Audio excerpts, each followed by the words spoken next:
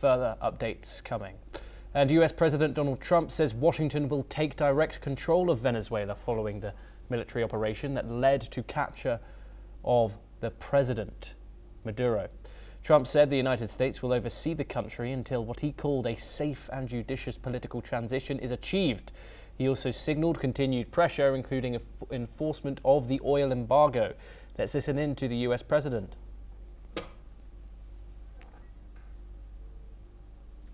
Apologies there, we seem to have lost the bite. We're going to run the country until such time as we can do a safe, proper, and judicious transition. So we don't want to be involved with having somebody else get in, and we have the same situation that we had for the last long period of years. So we are going to run the country until such time as we can do a safe, proper, and judicious transition. And it has to be judicious, because that's what we're all about. Very importantly, the embargo on all Venezuelan oil remains in full effect. The American Armada remains poised in position, and the United States retains all military options until United States demands have been fully met and fully satisfied. We're going to have our very large United States oil companies, the biggest anywhere in the world, go in, spend billions of dollars, fix the badly broken infrastructure, the oil infrastructure, and start making money. Colombia reinforced its border with Venezuela following the US strikes on Caracas and the capture of the Venezuelan President Nicolás Maduro. Dozens of Venezuelans are stranded at the Colombia-Venezuela border in Paraguachuan, La Guajira, after the crossing was suddenly closed, causing long waits, confusion and financial difficulties. Let's have a look at that situation. Claro, cuando nosotros salimos no había información de lo que estaba pasando, sucediendo en Caracas. Cuando llegamos aquí fue que nos dimos cuenta que estaba cerrada la frontera. Entonces ya eso son cosas que no se esperaban. Plata que se ha gastado, está uno varado aquí, pues no tiene plata, no tiene nada. Nos complicó porque no sabíamos nada, llegamos aquí y no lo dejan pasar para allá, que no hay carro. Nomás lo dejaron pasar hasta ahí, y para allá no hay carro, no lo querían. Está trancado el puente Río Limón, está todo trancado. Andrew, of course, Donald Trump saying that the US will govern or run the US for now. Of course, many people concerned about this. Who haven't been mentioned is Marina Cachado, of course, the Nobel Peace Prize winner of this year, Gonzalez, many of whom, including Donald Trump's predecessor, recognized as the 2024 election winner in Venezuela. If this isn't occupation by the United States of Venezuela, then what is it? Well, it's certainly not occupation. In fact, Donald Trump used the word, we are going to directly rule. That's just not on the cards right now. There are no American boots on the ground. The regime is intact and continues to govern. And there's any second wave, I doubt very much, would involve boots on the ground, because that would require, under the American War Powers Resolution of 1973, congressional approval, and I can't see that happening anytime soon. So direct rule is out of the question, and then the question becomes indirect rule. To what extent can the United States use its leverage to put people in charge of Venezuela that are favorably inclined towards American interests? That remains to be seen as well. I think Donald Trump's nose is a little out of joint because Machado got the Nobel Prize and not him.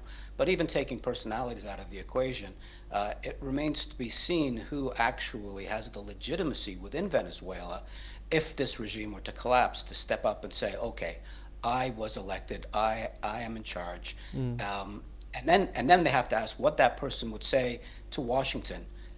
Yes, sir, no, sir, 3 bags full, sir? Or would it be more of the same but under a different flag?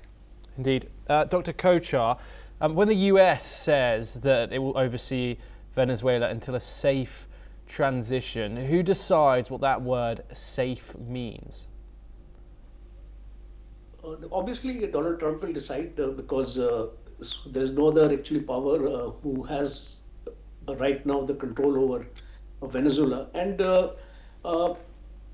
going back a little into history, if we look at Iraq also 2003,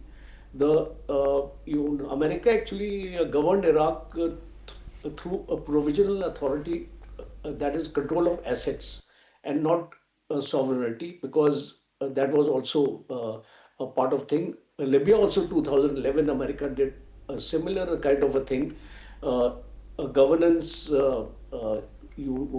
overseeing the things and all. So here I have a feeling that the your Vice President Rodriguez will be given three clear-cut directions. Stop export of oil to China. Stop arms procurement from Russia. As a matter of fact, Venezuela will have to cut off all links from China, Russia, and Iran, and be totally subservient to the United States, because that is what United States wants, and that is what has caused the United States to carry out this special operation.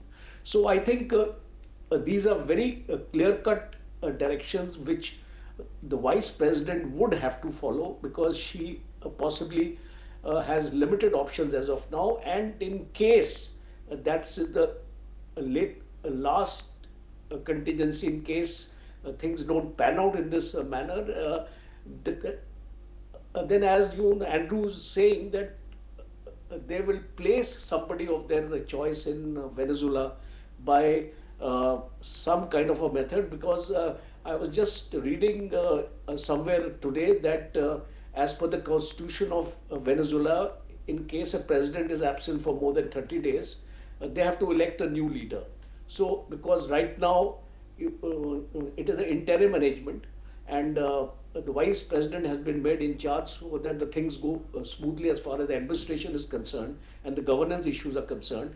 But possibly, I think the next 30 days, something will come up to suggest that the person who is going to be appointed there is going to be pro-US, because that is what is going to happen in Venezuela. And China and Russia, I think they have made strong statements condemning this kind of a thing. They can go to Security Council also, but it will not have anything Yes.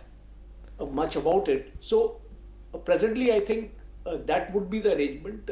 This Vice President will continue for the next 30 days.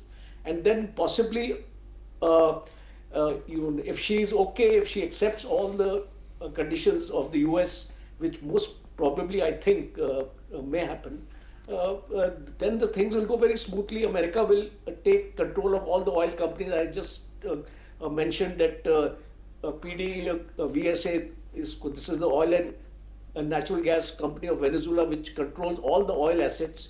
That will hand over the entire control of these assets to the United States oil companies. Already one oil company is already there. Yes. Some other oil company may be superimposed here, and they will run the show. Yes.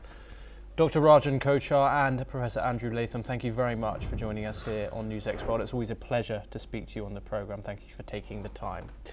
Well, that is all that we have time for this hour. Keep watching NewsX World for more international updates. Thanks.